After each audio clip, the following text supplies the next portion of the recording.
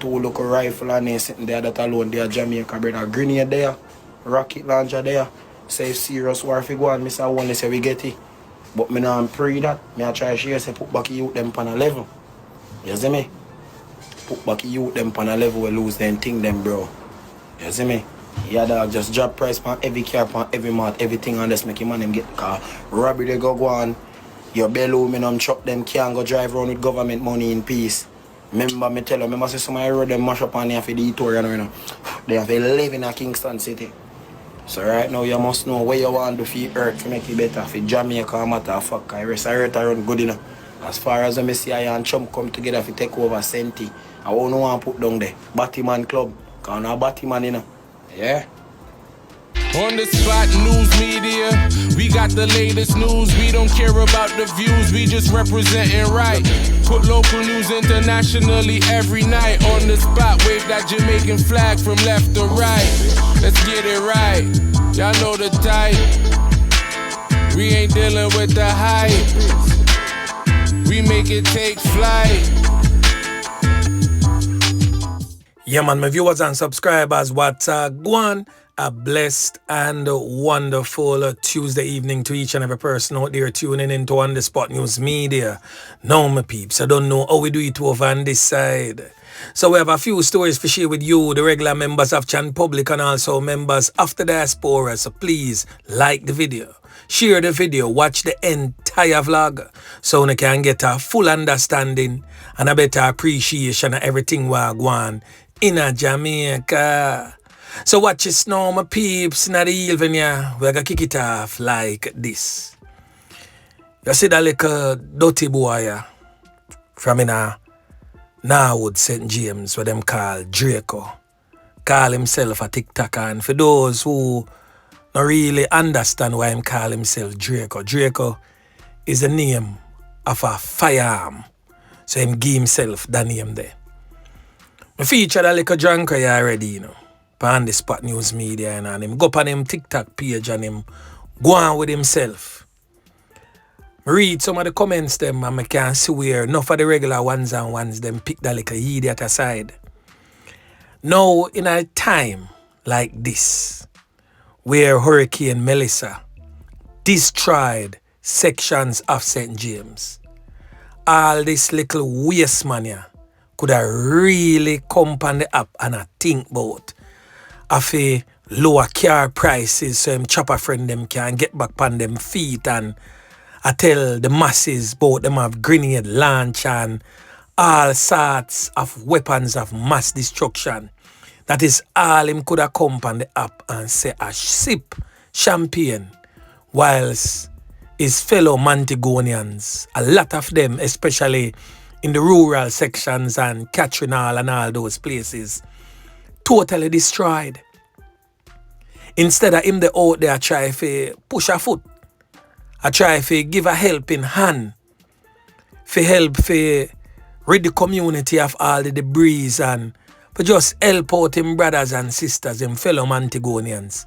I this him company up, I go on with. But here I go on my people. Uno me blame. Uno. The persons who sit down on TikTok and watch them like a dirty Corna boy alive. The persons who give them like a criminal elements here. You are nothing but a bunch of criminal sympathizers and criminal enablers. Even if you sit down and watch the boy if you get cancelled off of the app totally a waste man this. And trust and believe. We listen to every word where you say in a Draco. About the hand grenade and the bomb and rifle and rocket launcher and everything. We want to sit down pan. Now worry yourself, man. X mark the spot. Pick from that where you want. Yeah, man. Now the next thing that we're going to talk about too, the criminal elements them that rob the truck carrying aid to Westmoreland. But I feel say we forget about you know. Uno has some heartless little nastiness. Uno even lower than what we would call a dirty Corna boy. Fool no mother should have locked her leg when time uno a born, uno shouldn't dare. Uno is the lowest level of nastiness that nastiness can ever go to an all-time low. I know that. Uno fi rob from the persons who are carry aid for help. Uno and uno family. Yes, we agree, so uno probably hungry too. But ask for some. Get just enough what you actually need and make the truck proceed. Uno rob the entire truck and then rob the persons of their personal belongings, phones, monies, every single thing of value. We give thanks. Say no life was not lost, but drunker like uno no deserve for there, none at all.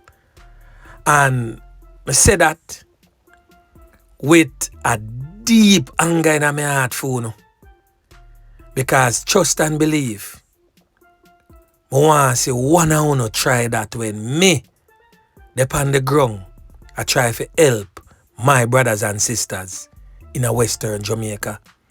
Remember me telling you, say, uno na go only make on the spot news media, uno go make Popeyes, uno go make My Views, uno go make TVJ and CVM News. Because me know uno go want to run in, you know. Quick and fast because uno well strapped down. But trust and believe, if not on the spot news media, some other persons are going to lick down some of uno. Uno just watch. Because uno are going to come for rob with confidence because uno strap. But uno are going to lose in a life with the element of surprise. So uno continue with uno slackness down there and feel like say the trigger finger seize up because we and others out there are try to bring aid and assistance to our brothers and sisters who definitely need it the most. So anyway, my peeps, enough of that and them drunkery. Make we giving us some video footages with some potent information where you really need. So you can get a better understanding of what is happening on the ground, where the government is concerned and the opposition, and also other potent information from other ministerial positions that you definitely need to hear and understand how things are going to start work. So listen and watch these videos, and also one and two little video footages same way from places right across the length and breadth of the devastated areas, the mostly affected areas. So you can get a better feel of what is happening on the ground. But trust and believe me, peeps. I said this already, I'm going to say it again. Watching the videos, seeing the pictures is nothing in comparison to actually putting your eyes on the ground itself. Yeah, man. Saying away, watch. Based on benchmarks from comparable regional disasters, physical damage to housing, commercial buildings, roads, electricity, water, and telecommunications infrastructure is estimated between 6 to 7 billion US dollars, equivalent to roughly 28 to 32% of last year's GDP, last fiscal year's GDP. It is, members, a major hit to our economy. And I want the country to appreciate that we have never had a disaster of this magnitude with this economic footprint in terms of the impact. Not Gilbert, not Ivan, all of those were relatively small to our GDP. To lose 30% of your GDP is significant. So, still preliminary. I believe it is conservative based upon the damage that we have assessed, but the relevant public agencies are doing their assessment in addition to what they have to collate from the private sector. And so I would say in another few weeks we should have what the real figure is, but we can use this as a benchmark based upon what other countries would have been impacted and what we have observed and what has happened to us here in Jamaica with a Category 5 hurricane. We anticipate a temporary slowdown in economic activity, particularly in the most affected parishes. Agricultural output will decline in the short term as farmers replant and livestock operations recover. The tourism sector, while resilient and working swiftly to reopen, will require targeted support to restore capacity and confidence. Small and medium-sized enterprises, especially those in retail, manufacturing and services, and the creative industries, have sustained significant losses and will need liquidity and recovery support to rebuild inventories, repair their facilities, and restart operations.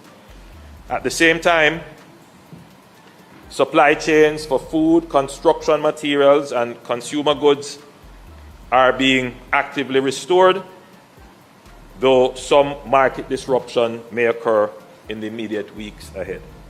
A very preliminary estimate suggests that short-term economic output could decline by 8 to 13%. Madam Speaker, this means that revenues will decline as well as economic activity slows, even as expenditures must increase to finance emergency relief, recovery, and reconstruction. This will place pressure on our fiscal targets. Pressure is a euphemism. As we did during the COVID-19 pandemic, my administration will act responsibly, transparently, and with foresight to protect lives and livelihoods while preserving Jamaica's hard-won macroeconomic stability.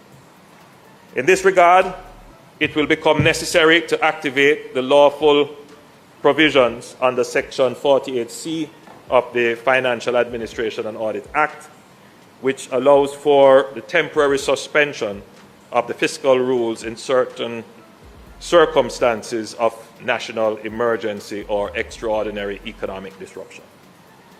We anticipate a rise in the debt-to-GDP ratio in the short to medium term as resources are channeled into rebuilding and resilience.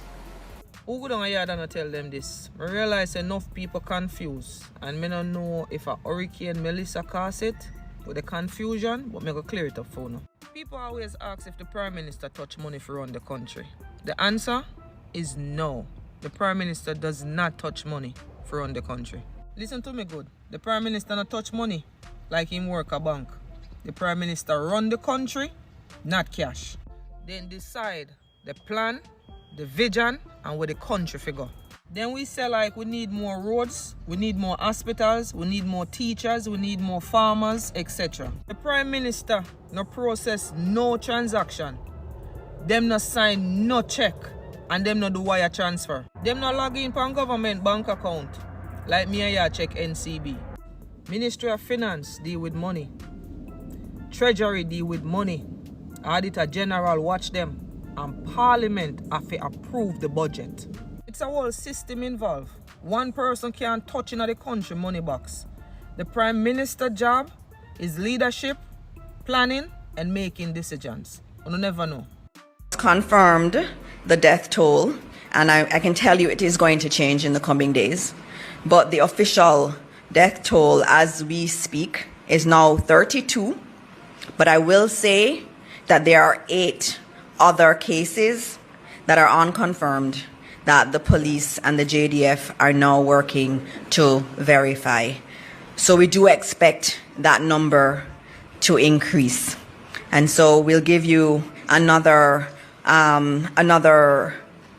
total tomorrow. And I don't like to say total because every single person is a life. They had a family. They had a future ahead of them.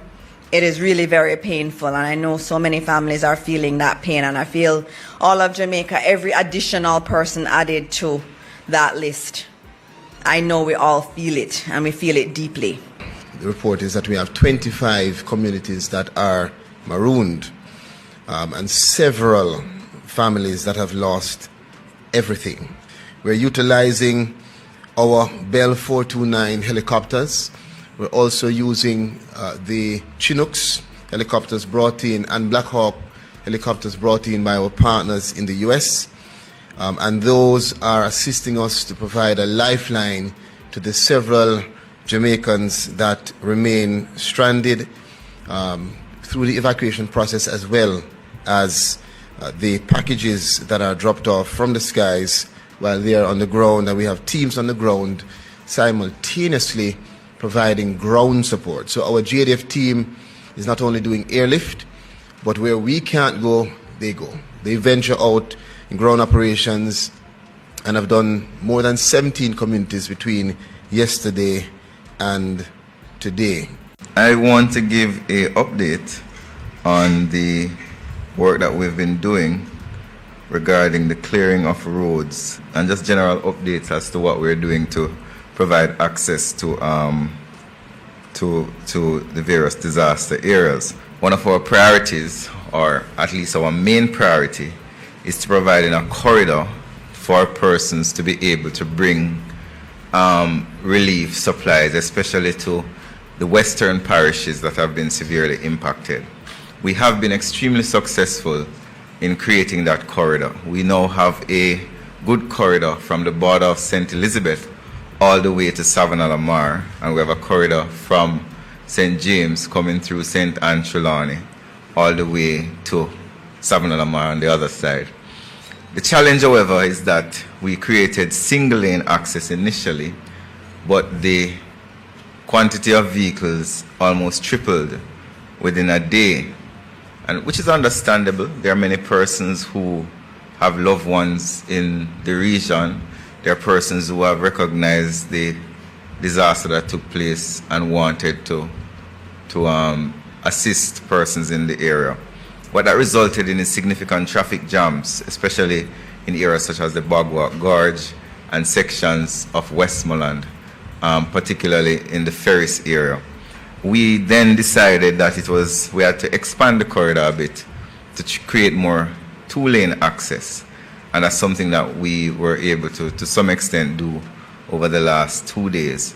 We also had to work hard to ensure that heavy-duty trucks such as gas trucks and oil tankers are able to traverse the entire corridor. And yesterday we completed removing several impediments which would have prevented those heavy units from traversing the area. That corridor is not the only corridor.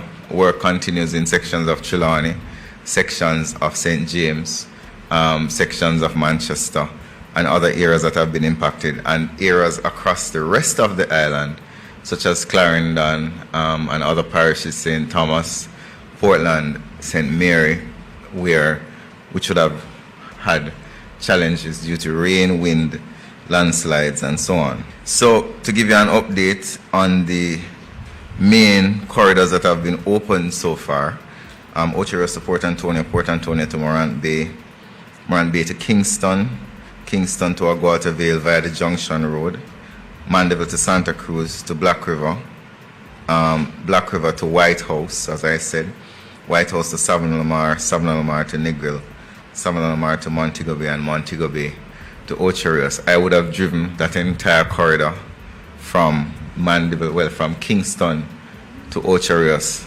yesterday, ending last night, and it is drivable. We also drove through the Hanover section. So you have two sections. You have the Negril section, you have the Hanover side that goes through Long Lane. Those two corridors are drivable. The one through Hanover Hills is a bit Long Hill. Grange Hill, sorry. It's I drove on so many roads, I don't remember the names. That one is a bit challenging for heavy duty trucks, but small units can manage it. We have also cleared Vauxhall to Arcadia. Well, no, my apologies. I am now listing where works are actively being done. Vauxhall to Arcadia, which is flooded. Mountainside to Malvern, which is severed, which means it's cut off. Balaclava to Keesham, which we are now assessing to start work, as well as Aberdeen to Quickstep, we're assessing. There is some damage on Hodges to speculation. We're removing fallen trees as we speak in Newton to Magotty. There's flooding on Siloa to Magotty. Knoxwood to Burn Savannah is also flooded. And in Manchester, we have several flooded roads which we have to wait until the flooding recedes. And that's Alligator Pond to Guts River, Williamsfield to Mile Gully, and Newley Road is also flooded. And there are landslides still to be cleared. Dump to Moravia, Christiana to Ashton. We have some challenges in the St. Andrew area as well. Guava Ridge to Mahogany Vale, we have a damaged ford and some landslides that need to be addressed. And we're addressing landslides in Red Light to Hardware Gap, Bull Bay to Bloxborough. And in St. Catherine, we're addressing landslides in Sport Park to Post Road, Bartons to Ginger Ridge. We have a peculiar issue in Spanish Town to Bogwalk, where there are some pole lines that are on the ground, and we had closed the roads, and we're approaching the police because there are persons who have removed the closure and are seeking to extort motorists. So that is something that we have to address. There are several other updates that we will be publishing. Most of the challenges that we face in terms of opening roads is flooding, significant landslides, and in some cases, falling trees. We are working with the Jamaica Public Service Company. We have worked out an arrangement where on a daily basis we are engaged with them in a meeting where we are clearing and there are JPS poles. We work together to remove those poles or relocate them. So one of the issues that, and I want to remind persons, is that if you don't have any business in the western end of the island, please do not go. The traffic pileup is actually creating a risk to persons' lives. Our inability to efficiently transport relief supplies to the region because of persons coming out of their vehicle and sightseeing and doing selfies, as we saw over the last several days, is creating a significant traffic pileup. And if there is blockage in, let's say, Holland Bamboo, then the relief trucks cannot come out. So those are just some of the updates that we want to give. Last thing I want to say is that we have over 100 contractors and equipment owners and operators in this effort, stretching all across the region from sections of St. Anne going all the way to St. Elizabeth. I'll focus on that area because that's the main corridor or the main area of problems. But we also have challenges in other parishes too. We have challenges in sections of Portland, St. Thomas, where we do have the National Works Agency. I see Mr. Vaz looking at me. Yes, Mr. Vaz, I remember. We are working, the NWA is working in other parishes, and pretty much every parish, because the rain event did impact every parish and did cause landslides. Craig Mill, we have a fording in Craig Mill that was washed out, which created a challenge for persons to leave. And that is in the eastern side of the island, not where the hurricane fell. So we do have teams all across the island and NWA representatives all across the island doing work. So thank you very much, ladies and gentlemen. I say no access to food. What I mean is that when we advised them to go to a shelter like the shelter at Cambridge High School, we told them that we were advised by the government that food would come after the storm, which was a mistake because some went in from as early as Monday of last week and they have not had food up till now. We were able to send a little boat across, a little blow-up boat across the roadway to get to some, and they got food for one night because the boat couldn't hold much more. We have seen the helicopters flying in the sky above us in South St. James, but most times they're going to St. Elizabeth or Westmoreland. They're going to the sexy places where disaster grief is big profit and big public relations opportunities. In South St. James, we're farmers, we're humble people, we don't like to beg. But I'm appealing on our behalf because we need urgently food for our people who are marooned in places like Katadupa, in Jungle, in Awful Gully. We're calling for help for people in Retrieve, where we join Eastern Westmoreland, because they were only able to get their dead out of the community just 2 days ago. We're asking to have the health authorities come in because the cows are still floating, the goats are still floating in the waters that have taken and submerged communities like Spring Bottom in the Roehampton area. 2-story high houses are still underwater. We have a coaster bus, you know the height of that is still submerged along the roadway to Cambridge. Based on my estimation, over 70% of the housing stock, the business, the livestock, the agriculture has been lost in South St. James. And when I go to the community, I don't know what to say to them because they ask me, MP, you see my house, it was right here, it's no longer here, what do I do? I tell them that I have not yet gotten a word from the government, right? To tell us how we're going to help them to rebuild and to get their lives back together, right? So,